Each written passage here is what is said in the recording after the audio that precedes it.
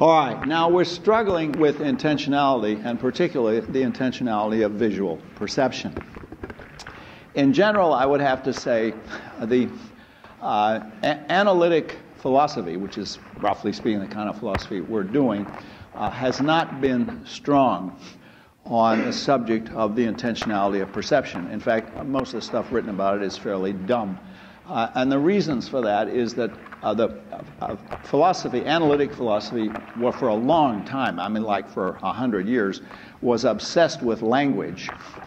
And consequently, the temptation was to think that intentionality is essentially linguistic, that when you're talking about beliefs and desires, you're talking about how people represent their beliefs and desires linguistically.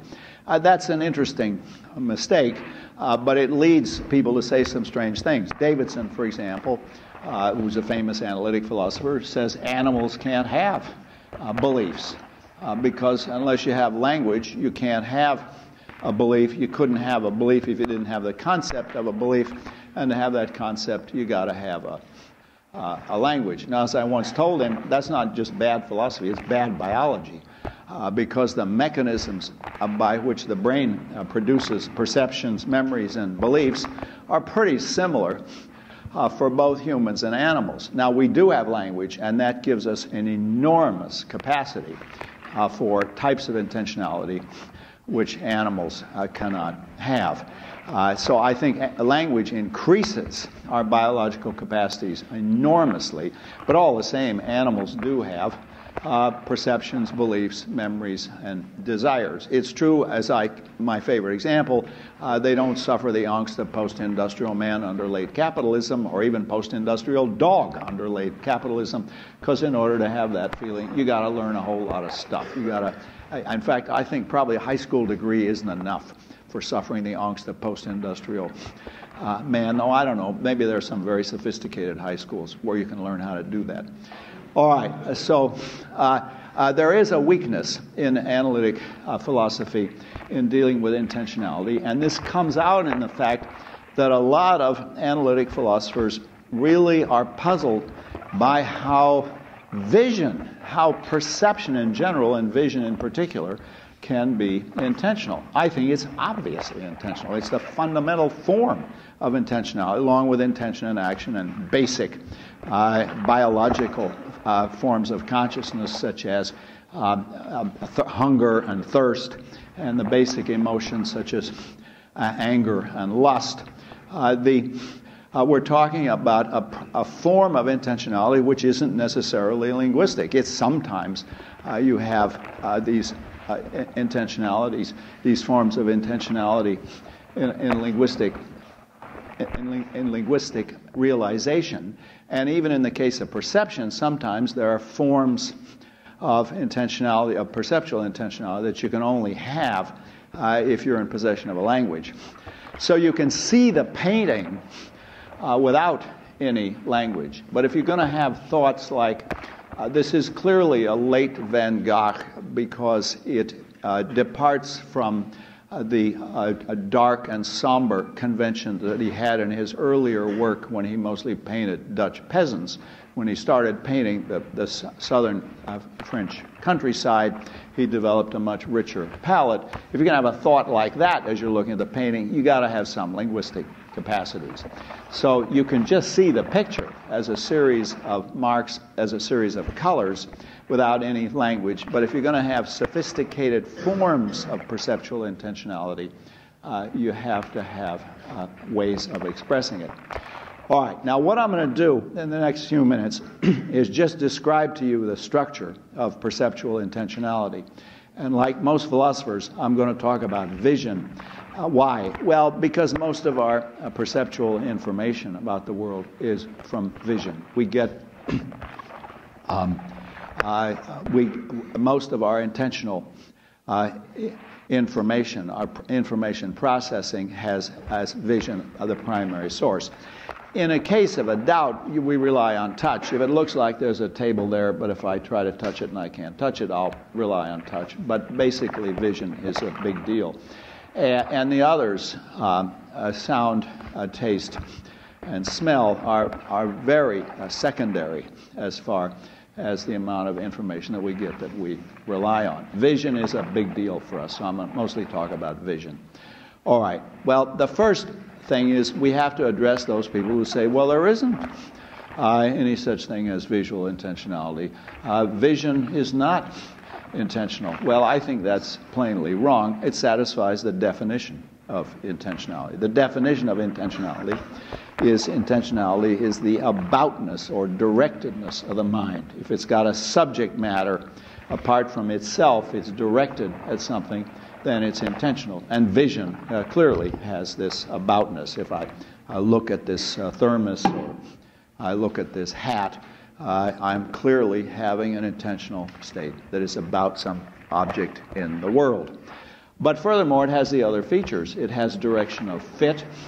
It is from mind to world. The mind is supposed to give me information about how things are in the world, and it succeeds or fails to the extent that I actually get information. Like action, it is causally self-reflexive, because I don't really see the object unless the presence and the features of the object cause my seeing of it, unless they cause the actual experience that I am having. But most important of all, and really a consequence of all these others, experiences have conditions of satisfaction. The whole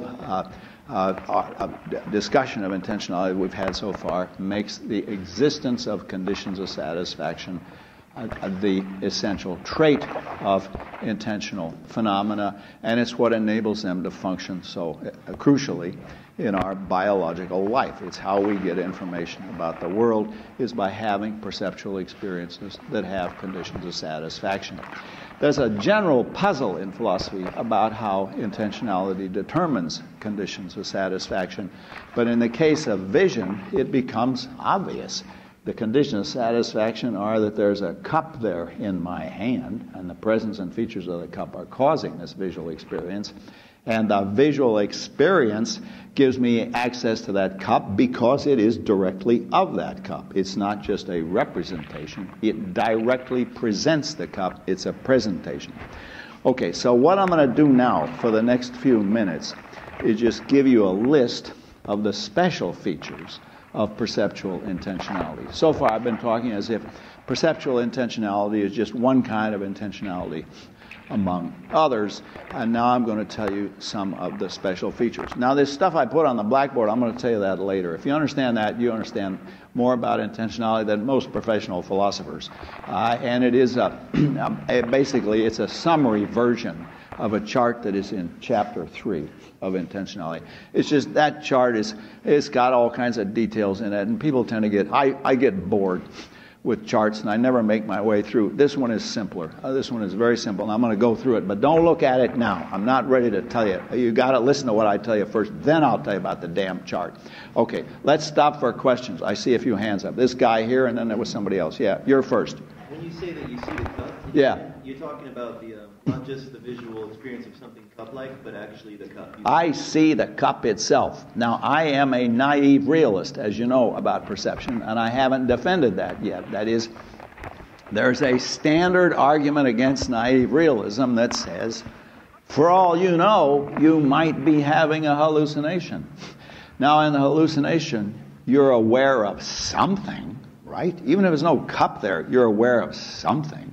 What are you aware of? You're aware of the cup sense data, the cuppish sense data. I don't know what the vocabulary is. The cup-like sense data. German sounds better. The tassendlich sense data is what you're aware of. But now, in the veridical case, I hate this jargon, but you know what they mean. By veridical, they mean truish case. You're really seeing the cup.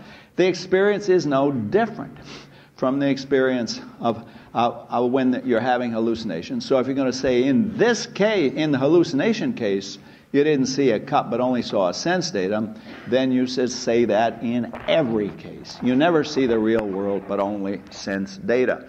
Now, I don't think I'm exaggerating when I say that this view, the denial of naive realism, is the greatest single disaster in philosophy over the past 3 centuries, essentially because it makes it impossible for us to give an account of how we relate to the real world. It starts off by making the solution to skepticism impossible. You haven't got a solution to the problem of skepticism, but it's worse than that because it makes it impossible to give an adequate account of how the human mind relates us to reality. I'm going to get to that, but I can't say everything at once. Say some more. It was just that the aboutness, I'm wondering if it's just about the visual experience or if it's about actually seeing the object as it is a cup for drinking, for the sake of whatever. Here is the secret point. The visual experience has the presence and the features of the cup as its conditions of satisfaction, but it doesn't just represent them as something happening in the distant future or the distant past, but right here and now it presents the cup. There's a direct presentation of the cup in the visual experience. Now, here's the next thing I wanted to say, so I'm going to say it now in response to this question. Here's a remarkable thing about perceptual intentionality. If I'm asked, what do I see? I say, I see a cup. And if I'm asked, now just describe your visual experience, what would I say? I'd say, I see a cup. The same description fits for both the description of the real world and the description of my subjective experience. If I'm brought up on epistemology, I will say, I seem to see a cup, or I'm having an experience which is exactly as if I were seeing a cup. But essentially, the same vocabulary is used to describe the features of the real world out there that I'm seeing and the features of the inner world of my experiences that I'm having when I see the outer world. Same vocabulary. If I had to describe my visual experience of this right now, I'd start left to right and give a visual experience of the whole room, all the people and the clock and the ceiling and all that. But now then, if I'm asked to describe either my visual experience or the objects that I'm seeing, it's the same description. Now, why is that? Why is you give exactly the same description of the perception in here, the subjective experience, and the real world out there? And you all know the answer to that. It's intentionality. The intentionality of the visual experience presents these objects and states of affairs in the world.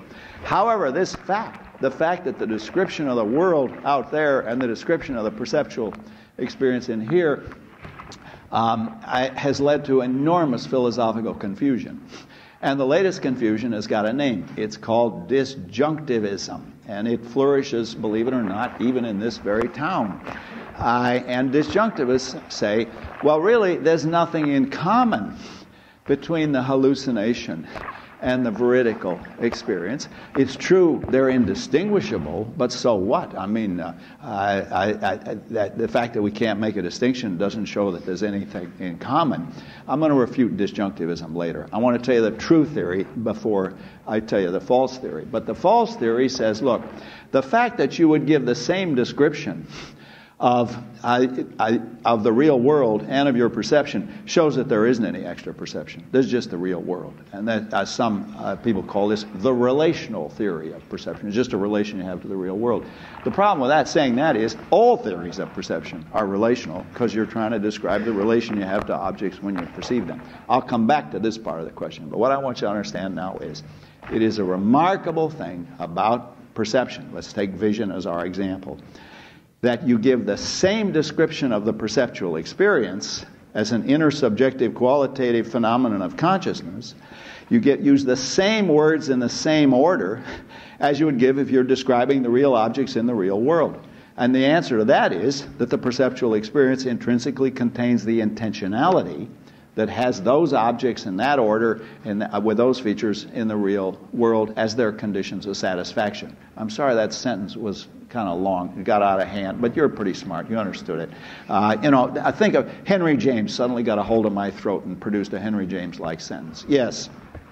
Are conditions of satisfaction perception a standard thing, or does it depend on the specific person? Well, you do get variations from person to person. But in order that we can communicate and in order that we can cooperate, we have to have a great degree of commonality. I mean, there are people who have special types of perceptual sensitivities. I had a friend who was an artist. He was a great artist. His name was Ronnie Kita. He died a few years ago, very sadly. Anyway, Ronnie had an enormous perceptual sensitivity. He saw things that I didn't see. I mean, we're walking along and he'd say, "Did you see that woman?" Now, normally, a guy says that to me, I know what he's interested in.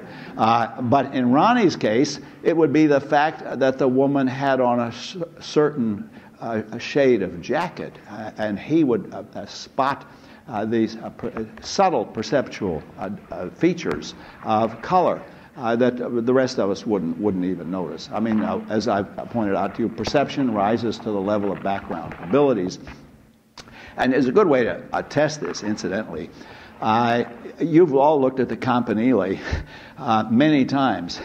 Now, describe the clock. Describe the clock. Are the numbers on the clock in Roman numerals or Arabic numerals? Are there no numerals on the clock? I think many of you would have a hard time giving a description of that clock. And the reason is very simple. When you look at the clock, you don't see, or rather, you do see, but you don't pay any attention to the physical features. You want to know what time it is.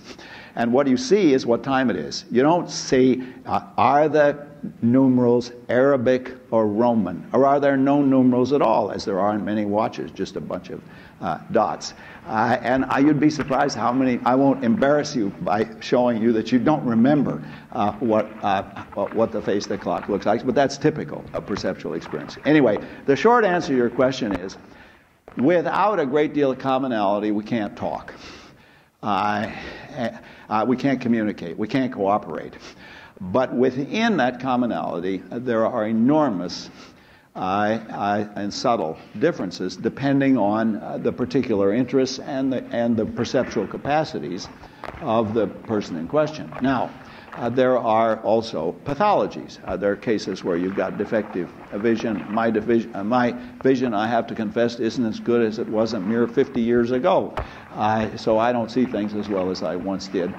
But the extreme cases of pathologies where you have certain kinds of blindness are cases where you don't share the visual experiences of other people. Now, when you get to other modalities, this becomes stronger. I used to work part-time for a winery, and one of the things we did was we did a lot of wine tasting. And you'd be surprised how the same wine to qualified experts can taste different. This is why in wine judging, nobody's allowed to say anything. The only time you get these guys to shut up is when you're doing wine judging. And they have to write down. Because if you have a bunch of people around a table, they start talking to each other and they all come up with the same false judgment of the wine because some people have more influence on the judgment. So if you're going to have real serious wine tasting, you can't talk to other people. You have to.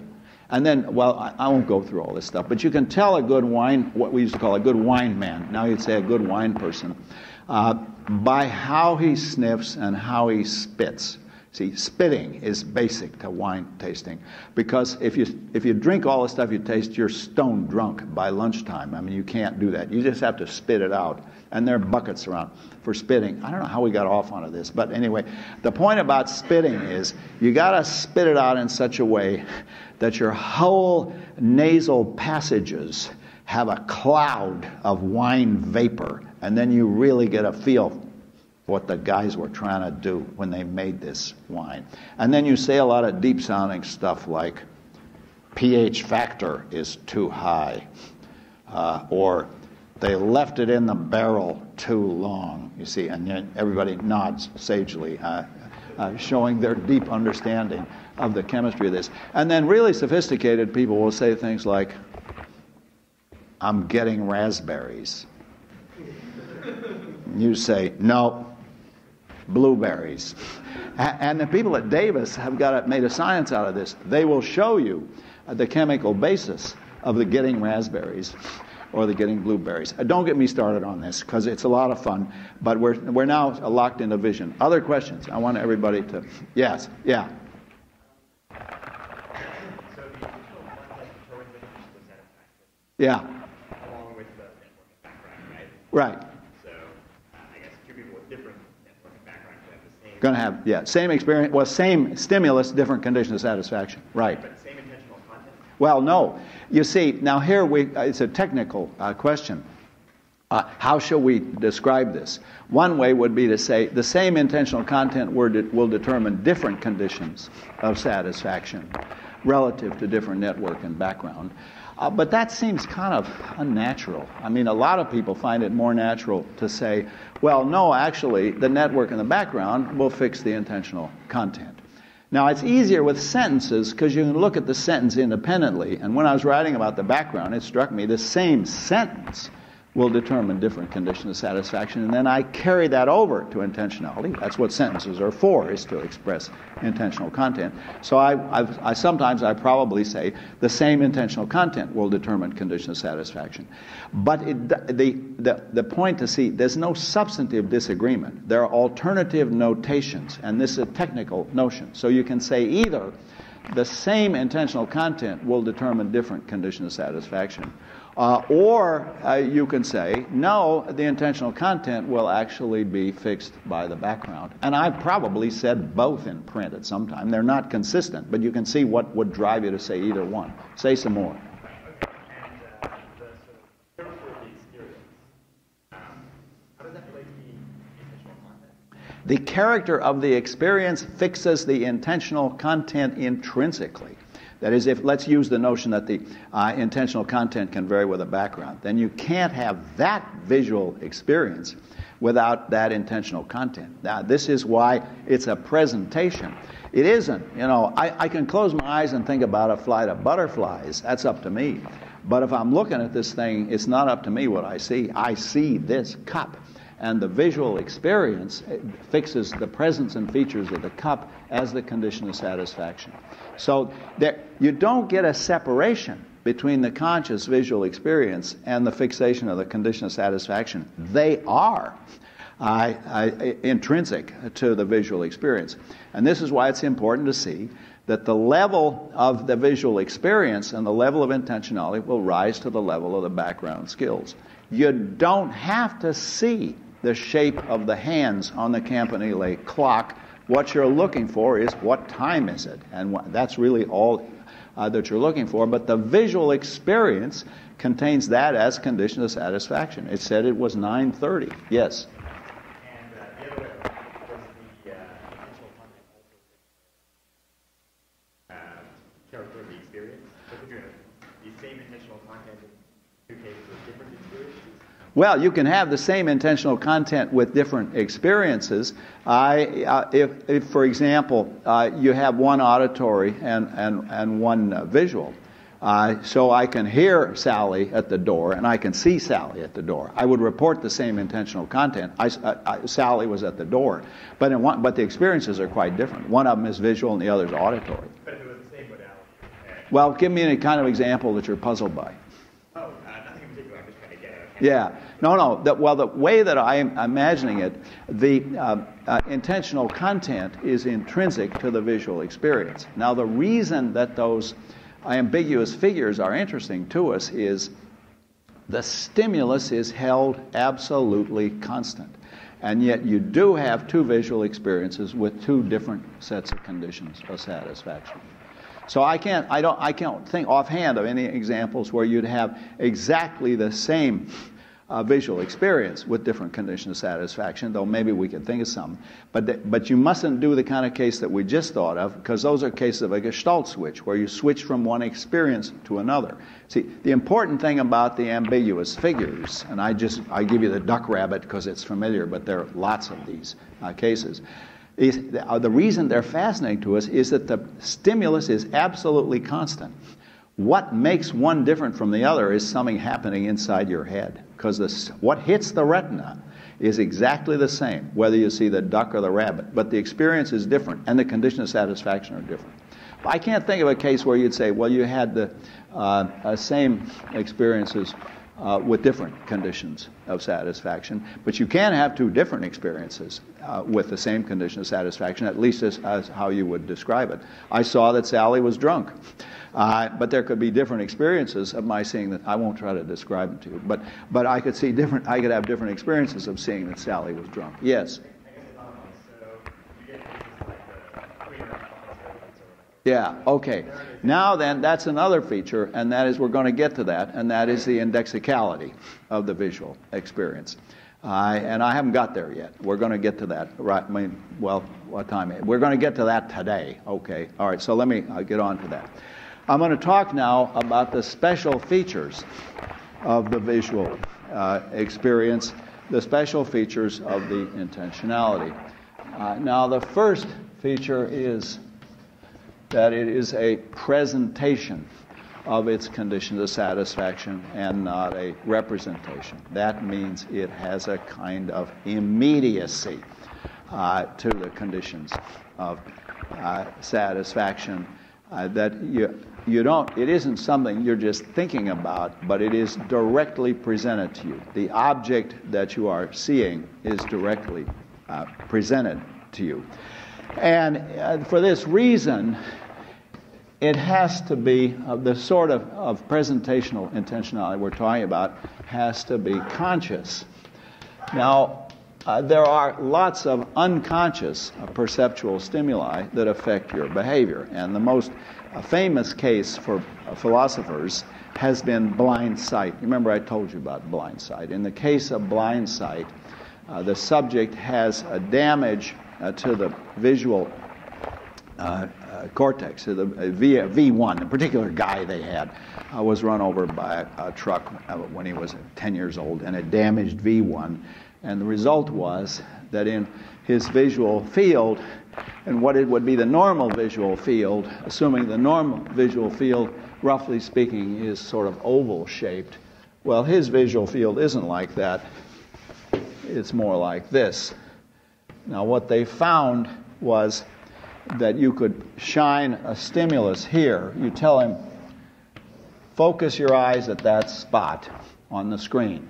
And then very quickly you shine an X or an O, and you leave it on so little, it's on the screen for so short a time that he doesn't have time to move his eyes.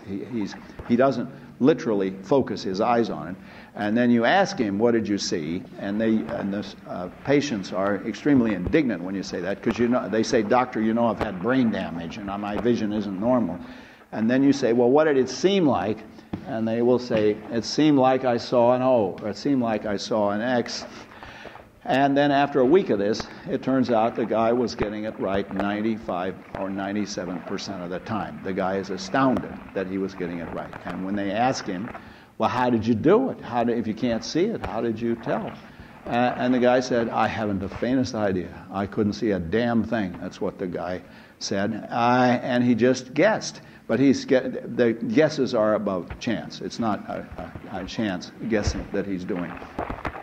Okay, so in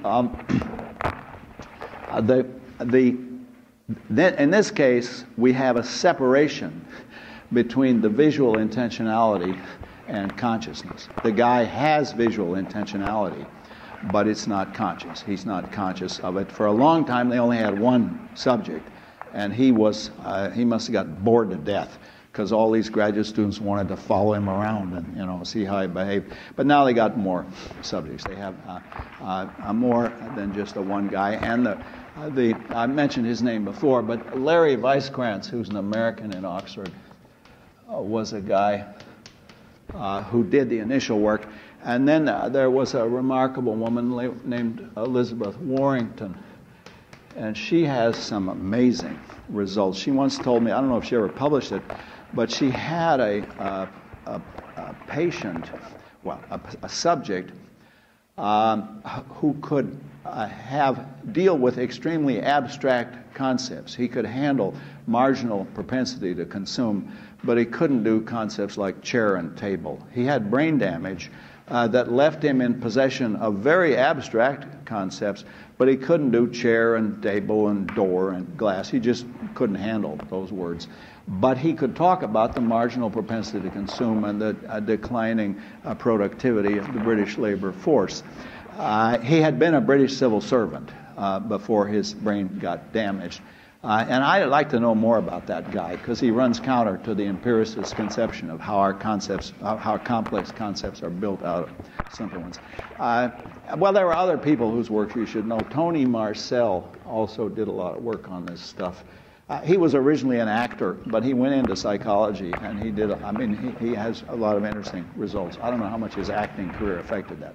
Okay, the point I'm making now is there are lots of subliminal, unconscious visual perceptions, but the basic ones are conscious. What has happened in the past few decades is that people have started to think, well, there's all this kind of stuff that's unconscious, so maybe consciousness doesn't really matter. No, that's wrong. Consciousness is crucial for intentionality, and for reasons I'll explain to you, because we only understand unconscious intentionality in terms of potentially conscious.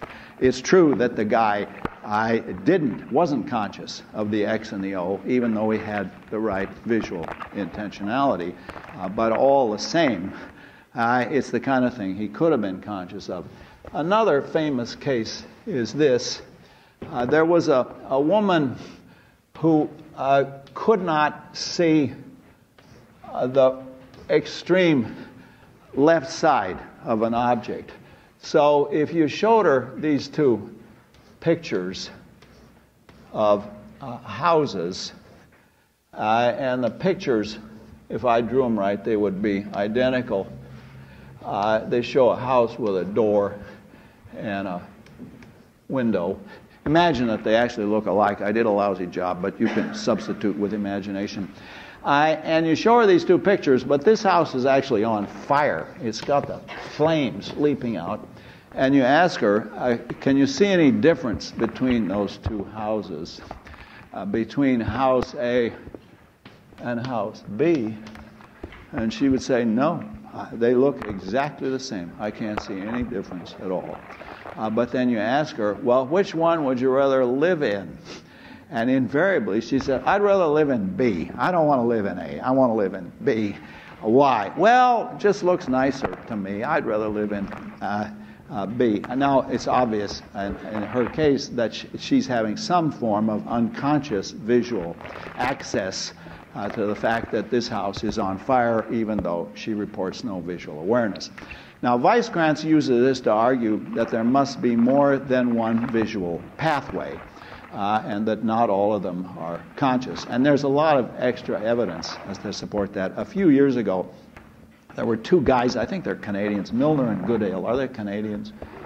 I was at the same conference with these guys, and for some reason I thought they sounded Canadian, but I'm not sure. Anyway, Milner and Goodale made a career out of identifying two different visual pathways, only one of which, that's Milner, and was it two O's in Goodale or only one? Two O's, have I got it right? Okay. Milner and Goodale did this research that showed there are two pathways, a front and a back. Us technicians call those the dorsal and the ventral. And the dorsal, there are two pathways, and they're not all conscious. I don't know where that research stands now. I haven't followed it for some years. There was a period when it was just the hottest thing going. It was like the period of parallel distributed processing, but I haven't followed the latest. Anyway, you should understand this. The point I'm making now is, yes, there are all sorts of perceptual intentionality that are unconscious, but the stuff that matters is conscious, and we understand the unconscious as the kind of thing which, though it doesn't happen to be conscious then and there, is the kind of thing that could be conscious, and I'll have more to say about that when I talk about the connection principle. All right, now we're going to get into some really crunchy parts of visual perception. In the case of visual perception, the experience itself is not detachable from the conditions of satisfaction, whereas with most intentionality it is. You see, I can think about this bag in the absence of the bag, or when I can turn my back and I can't see the bag, I can detach the intentional phenomenon from the condition of satisfaction.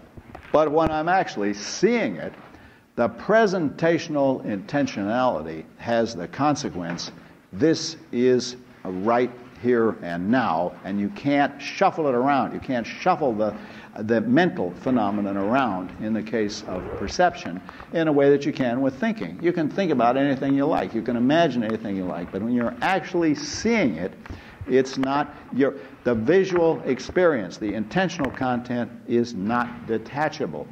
Now, a further consequence of that is its indexicality. We see an enormous number of different kinds of things, but all visual experience has the same intentional content, formally speaking. The intentional content is always, this is happening right here and now. See, again, I can imagine all kinds of things happening, and I can wish that things happen, and I can believe that all kinds of things have happened. But when it comes to visual intentionality, it is inherently indexical. It's indexed to the present time and place. I see this happening right here and now. Now, an interesting thing has happened with photographs. There's a French philosopher named Roland Barthes, and Barthes wrote an interesting book about photography called Camera Lucida. And in that, he argues that all photographs have the same, his name was Roland Barthes. I never met the guy, but I knew a lot of his friends. He was very smart, and he died tragically in a rather unfortunate accident. But Roland Barthes argues that all photographs have the same intentional content. The intentional content is, this event actually occurred. And what is happening is now the background is shifting. Photoshop has made all kinds of things possible, so people no longer take it for granted that this event actually happened. But there was something, for a period of a very long time, there was something exceptionally dishonest about doctoring photographs, about altering photographs, because the assumption that people make when they see the photograph is, this actually happened. As the story used to say, photographs don't lie. Well, now, with Photoshop, they hardly do anything but lie. I mean, you can shuffle all kinds of things around with the photograph that you couldn't do in the past. So the background is changing. But Barthes is right that the intentional content of the photograph in the earlier era, before Photoshop changed the background, was when you look at the photograph, the condition of satisfaction are, this event actually occurred. You're seeing something that actually happened. And this is why photographs mean so much to us, is it isn't just it looks like Sally, but it actually is Sally. And my God, who's that guy with her? Well, anyway, I don't want to go into details, but the point is, the intentional content that this event actually happened is a feature of photographs, but it carries over to visual experience. It isn't just this event actually happened, but this event is happening right here and now. Now, you might say, yeah, but what about when I look at a star and I know that that star died 60 million years ago and it just takes a long time for the light to get here? That's fine. There are cases where you look at something where you know the conditions of satisfaction are not satisfied, but all the same, when you look at the star, at the dead star that you're seeing in a very vivid fashion, you see it as if it were occurring right here and now. That is, the intentional content can remain the same even in cases where you know that it's not satisfied. And that's true of the visual illusions as well, as we all know from the Miller-Lyer lines. In the case of the, if I draw it right, you will have the illusion that the bottom line, I probably shouldn't draw them intersecting, the bottom line is longer than sorry, I drew them the same way. That's pretty dumb. Well, it's been a long week. There, like that. You'll have the illusion that the top line is longer than the bottom line because the visual cues given you by the arrows will give you an illusion that you know is mistaken. That is, you know that the lines are the same length, assuming that I drew them right, which I probably didn't. But assuming that I drew them right, then you have a visual experience whose conditions of satisfaction you know are not, in fact, satisfied. And there are lots of cases like that. The moon illusion, where the moon looks larger on the horizon than it looks overhead, but you know that it hasn't changed in its size. Okay, so the indexicality of all perceptual experience, this is happening right here and now. That, like non-detachability, is a consequence of the presentational intentionality, is a consequence of the fact that the intentionality presents the condition of satisfaction as occurring right here and now. All right, now then, another consequence of this is that the condition of satisfaction in the case of the perceptual intentionality are presented continuously. See, if you have beliefs and desires, they are, so to speak, digital. They come in discrete units. I can have the belief that the square root of 625 is 25, and I just have that belief. It comes as a separate unit. But when you're having visual experiences, they are continuous. There's a continuous presentational intentionality to the entire scene as I move my eyes from left to right, and it goes on as long as I'm awake and have my eyes open. There's a continuity of the presentational intentionality. And again, a lot of philosophers can't get this. They think if it had intentionality, it would have to be like reading a newspaper or something like that. It would have to somehow be detached from the condition of satisfaction. They do not understand intentionality. The basic form of intentionality is conscious experience, particularly in perception and action, and that has this continuous presentation of the conditions of satisfaction. So the form of the presentational intentionality of visual experience requires that it be conscious, non-detachable, indexed to the here and now, and continuous. Let's stop for questions, because I've said a lot, and I want to make sure everybody understands all this. Now, there is an argument about indexicality that Jim was mentioning, and I'm going to refute it in detail. This is not the day, but let me tell you how the argument goes. My whole account of intentionality and meaning makes it all in the head.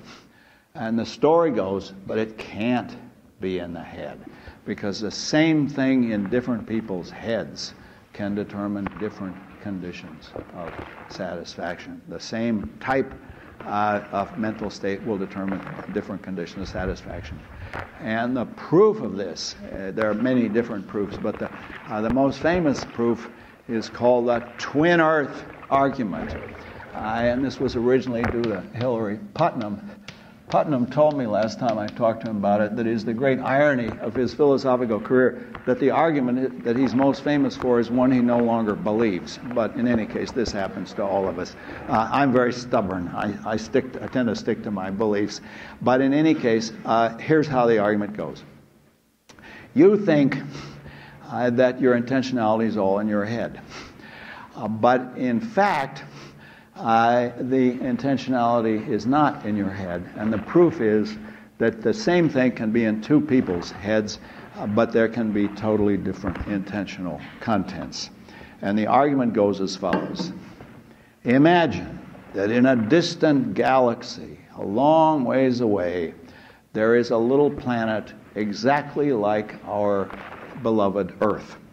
And as philosophers like to say, everything on this twin Earth is exactly the same as it is on Earth, down to the last molecule. All the molecules on twin Earth look exactly like the molecules on Earth. But there's one exception. The stuff that we call water on Earth, we know is H2O. But the stuff that they call water on twin Earth is an extremely complicated chemical formula, and I can't even write it on the blackboard. We'll just abbreviate it as X, Y, Z. It's indistinguishable from water, so when they drink water, it tastes what they call water, Tastes just like this, but really it's different. Okay, now here's the punchline of this argument. Before anything was known about chemistry, in, let's say, 1750, the stuff in their heads surrounding the word water was identical with the stuff in our heads surrounding the word water, because they're identical with us. I mean, they have the same chemical composition that we do. However, they mean something different by water, because we mean, by their word water, because we mean H2O and they mean XYZ. But now, what's in the head is exactly the same, but the meaning is different. And furthermore, because the meaning is different, the conditions of satisfaction are different. And consequently, so the argument goes, meanings are not in the head. Meanings are not something you can have in your head. What are they? Well, they involve some kind of causal relation between you and the world, because they mean something different, even though what's in the head is the same. And what goes for meaning goes for intentionality generally.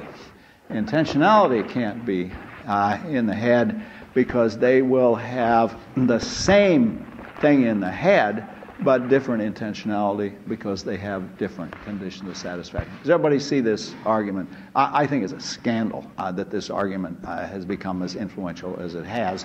And the reason that it has is people don't see the indexicality of the phenomenon.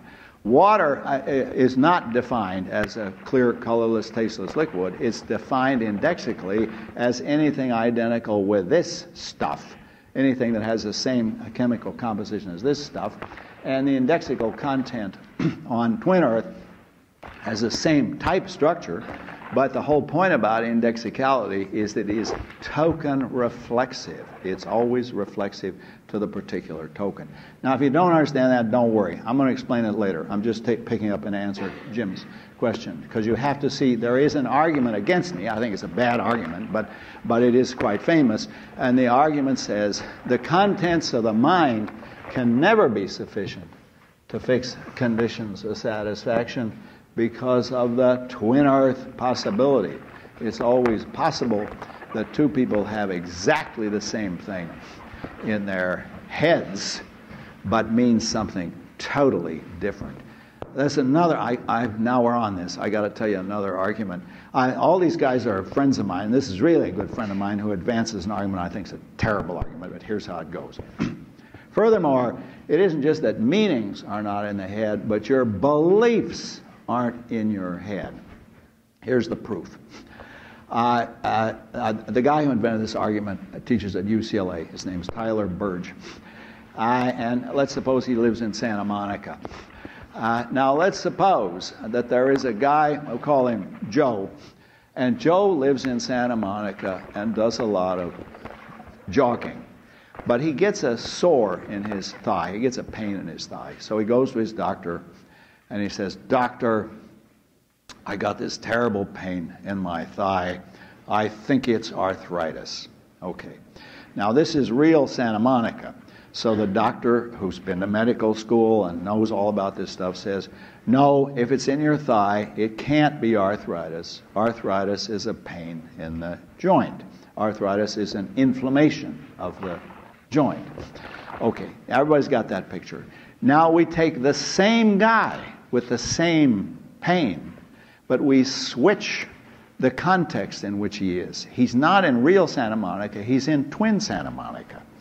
And he goes to the doctor and he says, "Doctor, I got a pain in my thigh." But in twin Santa Monica, they use arthritis to mean not just inflammation of the joints, but muscle aches as well. So the doctor in twin Santa Monica says, "You must have arthritis of the thigh from too much jogging, because there's a lot of arthritis of the thigh going around here in twin Santa Monica. It comes from people exercising too much damn physical fitness in Southern California." Okay, now notice the example. The guy has two different beliefs, one relative to Santa Monica, the other relative to twin Santa Monica. we know they must be different because one is true and the other is false. See, the belief in Santa Monica is false. In Santa Monica, he falsely believes he has arthritis. But in twin Santa Monica, he truly believes that he has, we can't call it arthritis, that's a word of our language, we'll call it arthritis, and that's what it's called. There's a lot of literature about this, as you can imagine. So in twin Santa Monica, the guy truly believes that he has arthritis. In real Santa Monica, he falsely believes that he has arthritis. Now notice we can't worry about, well, maybe it's two different guys, you know. It's the same guy with the same thing in his head. But, so the story goes, what's in his head can't determine the conditions of satisfaction because they're two different beliefs. So the belief isn't in your head because in the case of Santa Monica and twin Santa Monica, he has two different beliefs, even though it's the same guy with the same thing in his head. And the proof that it must be two different beliefs is that one belief is false and the other one is true. You can't have the same belief being both true and false. Now, I think both Burge and Putnam fail to understand indexicality. I haven't explained it to you yet, but I will. But I want you to see these arguments. The arguments show that intentional contents are not in the head because what's in the head is insufficient to determine the conditions of satisfaction. Therefore, we have to cite something else. And I'm saying, no, I haven't said it yet, but I'm going to say, no, that's wrong. Okay, now I've said an awful lot of philosophy. Let me stop for questions. What I'm doing now is identifying the special features of perceptual intentionality that makes it different from, say, beliefs. It's presentational, conscious, non-detachable, indexical, and continuous. Now, sometimes you have beliefs that are conscious when you're actually thinking about it, but it's not essential to the belief that it should be conscious. But this particular visual experience, it couldn't be that experience if it wasn't conscious. Questions about what I've said so far? Yeah. Now, I haven't answered the twin earth. I'm going to, but go ahead. So, it's going to be that the twin earth guy has a different Yeah, the twin earth guy has an intentional content that is self-reflexive. And the self-reflexive intentional content is going to mean different content with the same type of state. And you don't have to go to twin earth to do that. Let's suppose I have an identical twin, and on this earth I say, I am hungry, and he says, I am hungry. The same thing is going on in our heads, but we mean something completely different. He's talking about himself, and I'm talking about myself. So, twin earth is just a picturesque illustration of a perfectly general phenomenon about indexicality. So the indexical analysis would say the intentional content is different because it's self-reflexive. It's self-reflexive to that very... don't let me get excited about this, but these guys have been getting away with this for years. I'm going to come back to them later. But you got that, yeah.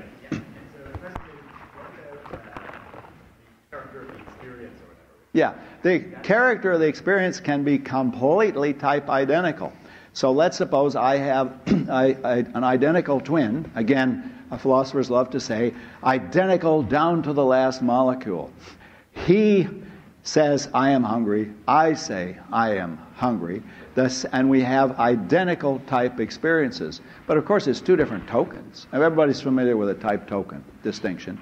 Two different token experiences, his and mine. And the intentional content, assuming I define intentional content as that which fixes conditions of satisfaction, is different because it's token reflexive. It's reflective to that very token. Okay, I'll give you... You're going to hear more about twin earth later on. I can't say everything in one lecture, but in this lecture I want you to get the intentionality of visual experience. There is one last feature of presentational intentionality, and that is it has a kind of determinacy that beliefs and desires don't have.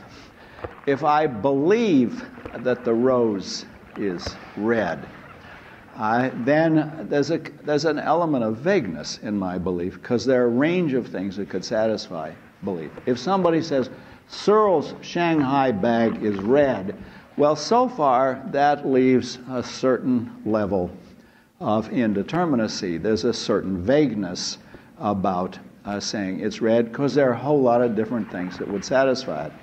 But if you actually see the bag, and if you actually see it, then the bag itself isn't just any shade of red. It is a specific shade of red, namely that specific shade of red. And your visual experience has exactly that same level of determinacy. So if you want to know what the bag looks like, then I could give you a description, but the description is nowhere near as determinate as actually seeing the bag. Now this is a reflection of a very deep point, and the deep point was made by Leibniz. Reality is that which is totally determinate. In reality, all the details are fixed. You see, another way to put it is the law of excluded middle applies. Either it's this shade of red or it's not this shade of red. Whereas in representations, well, there can be all sorts of different degrees and different forms of redness. But reality as such is totally fixed. All of the details are filled in the real world. And your visual experience inherits that determinacy, because the presentational intentionality of the visual experience presents the world to you in a determinate fashion. So when Leibniz says reality is that which is totally determinate, we can add to that. And furthermore, the presentational intentionality of perception presents that reality to you as totally determinate. I'll take questions in a second. I just want to get this idea out. Okay, so part of the consequence of our having direct presentation of the real world is the intentional content presents it to you in a determinate fashion. Language always leaves a certain amount of slack. There are different ways that bags have of being read, but there's only one way that this actual bag on this particular occasion, in this particular situation, has this form of redness. It's totally fixed or determinate. Yes, Jennifer. The perceptual experience is totally determinate. It leaves little room for errors, such as, let's say, I can see a white piece, something on the wall right there. Yeah. I don't have my glasses, Yeah. so I can't read the words. Yeah. But that's totally determinate. Well, no, I don't think that's right. I think there are pathological cases and degenerate cases where it's kind of blurry. You know, if I push my eyeball or close my eyes, then it's all kind of a mush. But even there, I want to say something like this. Yes, but it's a determinate mush. You see, the way that I would describe it is going to have a slack.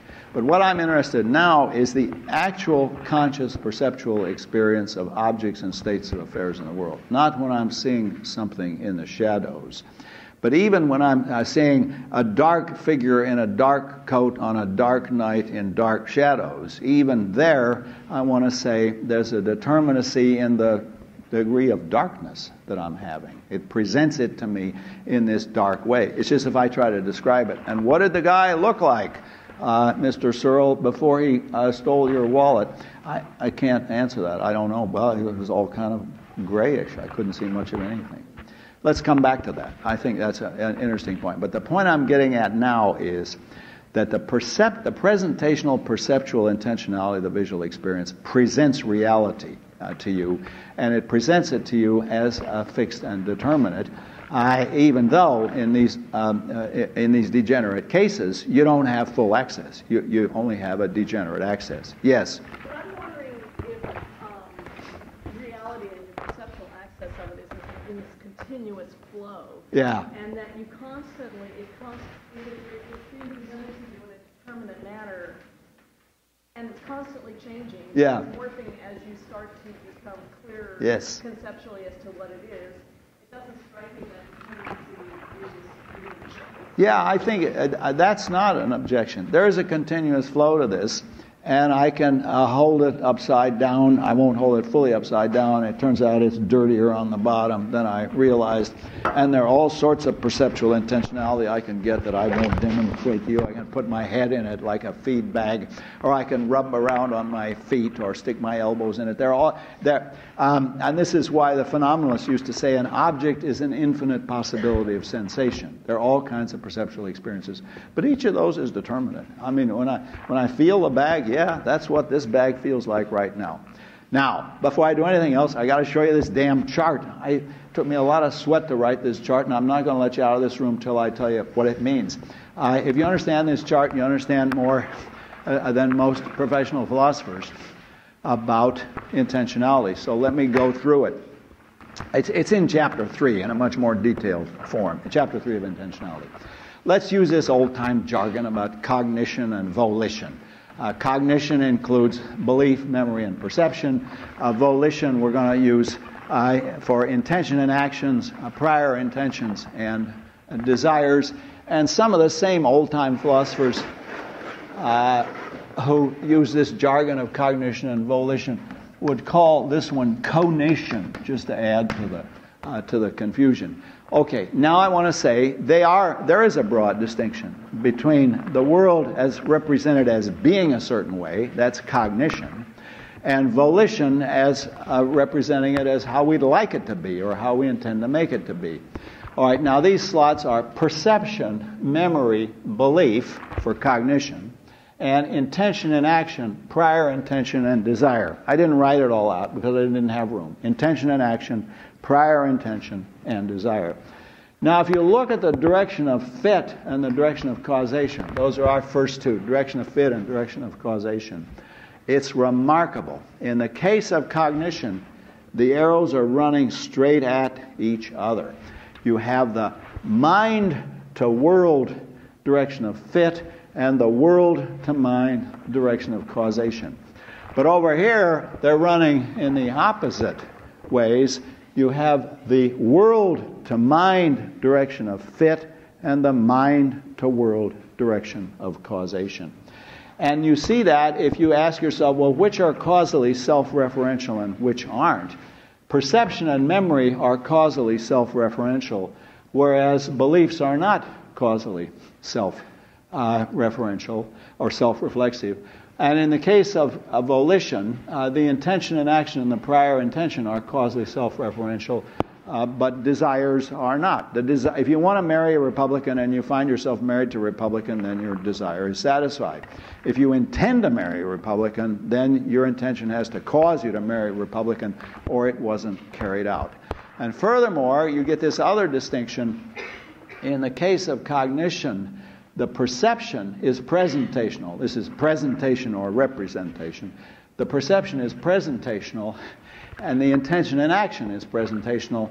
But the others, the memory and the belief, or the prior intention and the desire, are all representational. They're detached from the condition of satisfaction in a way that the intention and action and the perceptual experience are not detached.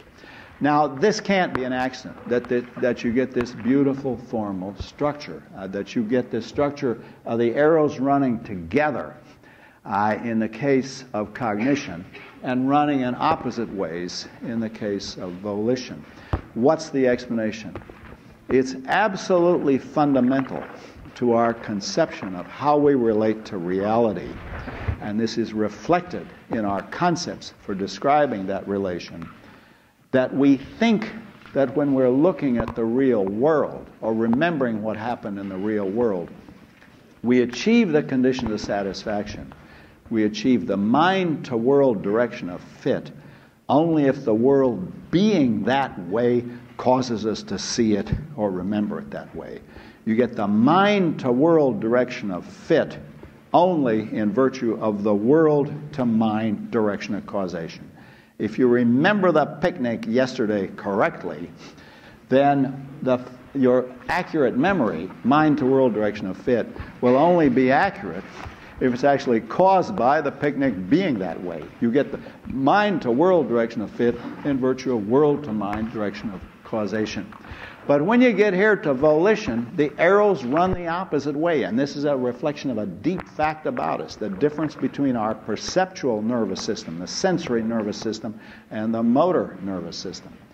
If I'm trying to make the world be the way I want it to be, that's my intention in action, then I succeed in making it be the way I want it to be, the way I intend to make it be, only if my trying causes it to be that way. That is, we achieve the world-to-mind direction of fit. We make the world change to fit our mind. We achieve the world-to-mind conditions of satisfaction only in virtue of mind-to-world direction of causation.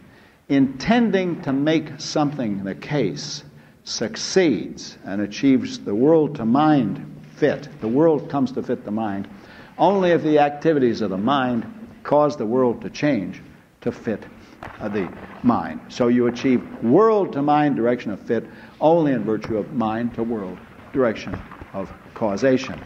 Now then, you need another break between the direct experiences, that's the presentational character perception, and what I call the conscious experience of acting, which is just the form which the conscious intention and action takes. That's presentational, whereas this other stuff, memory and belief, those can be separated from the conditions of satisfaction. I can remember now stuff that happened in the past. So you get, so to speak, a progressive decadence as you go from the gutsy, biologically basic form of intentionality of perception to the more degenerate form of belief where you can break it loose from the causal connection to the external world. Now you get it even more degenerate when you get to imagination. I didn't put imagination on the board because imagination, you can do what you want. You can have either direction of fit. You can imagine how the world might be. That'll be the mind-to-world direction of fit, or how you'd like to make the world be, and that will be the world-to-mind direction of fit. So there's no direction of fit built into imagination. It can go either way. And in imagination, unlike all of these, there's no commitment to how things actually are. See, in the case of beliefs, you are committed to the belief representing how things are. But the imagination, and this is why the imagination is so powerful, is you cut loose from how the world really is, and you can imagine anything you like.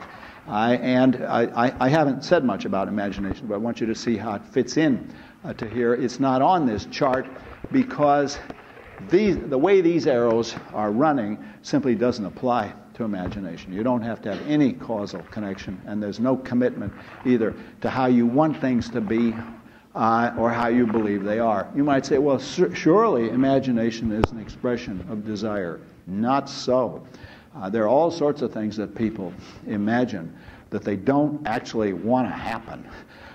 In the past few days, many of us have been imagining a horrendous earthquake in Northern California, but it's not saying, well, see, unconsciously I want an earthquake. No, for all kinds of real estate and personal reasons, I don't want my damn house to come collapsing down on me, and I don't even want my neighbor's house, he's a pain in the neck, but I don't want his house to collapse on him either. So imagination is often an expression of a desire.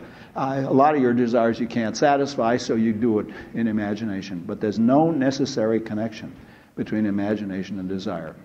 Okay, so I want you to see this chart, and I want you to see that the basic structure of the causal and the intentional, of the way that intentional causation relates to reality, gives us this remarkable symmetry. It's a fundamental feature of our conception of how we relate to reality, that you succeed in seeing the way the world really is, only if its being that way causes you to see it that way. Mind-to-world direction of fit in virtue of world-to-mind direction of causation. But when it comes to the right-hand side of the blackboard, to the chart, where you're talking about not representing how things are, but how you intend to make them be or how you want them to be, then the arrows run the other way. You achieve the world-to-mind direction of fit. That is, the world changes to match the content of your mind in the case of the prior intention and the intention in action. Only if the intention functions causally, you get world to mind direction of fit only in virtue of mind to world direction of causation. Okay, I hope you understand all that. This was we covered a lot of ground in this lecture, and we're going to have to come back and wrestle with twin Earth. I just gave you a brief summary that we're going to hear more about that later. Now have a good break, and I hope you get good ski conditions.